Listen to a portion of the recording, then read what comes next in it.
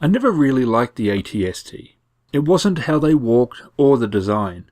I think some of it was related to those damned Ewoks and their elaborate traps which the Imperials had failed to notice.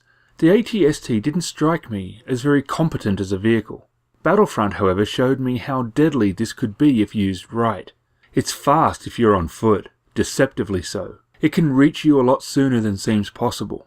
Its main guns are effective at tearing up fixed emplacements and vehicles like speeders. The real threat to soldiers, though, is its grenade launcher, which is incredibly effective against ground troops. Its armour can withstand blaster fire quite well, though it is at risk to anti-vehicle weapons. Used in the correct way and with infantry support, the AT-ST is a versatile and dangerous weapon system. This kit is one of Bandai's earlier Star Wars releases. It was also one of their rare 148 builds, as they have focused mainly in the 172 scale. It was a very nice build. I spent a lot of time doing the cockpit, which in the end wasn't seen at all. And the only problem I had was with some parts of the legs, and that was because I had done it wrong. The instructions here were not as clear as they could have been, but in the end it was still my fault. Once I had that sorted, the rest of the build went great. Painting was another matter. This had nothing to do with the kit at all. I used Tester Spray Can Grey and it sprayed terrible. Some of the Tester stuff is great and can look awesome. Some of the other stuff just doesn't. The grey didn't, and it came out with a rough finish. I spent a couple of days sanding it all down to a smoother finish.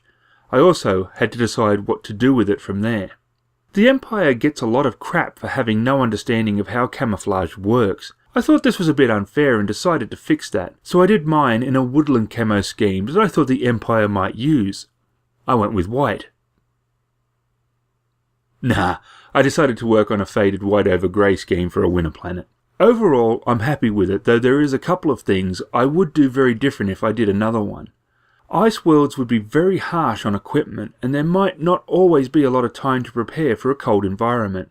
With that in mind, I did a worn paint scheme, but I think I'd do it a bit heavier next time. This kit, though, is a gem. Pay attention, take your time, especially with the instructions, but the kit itself will fit great. It's a brilliant beginner kit, and for that reason I am happy to recommend it, and to finally get it off the to-do shelf.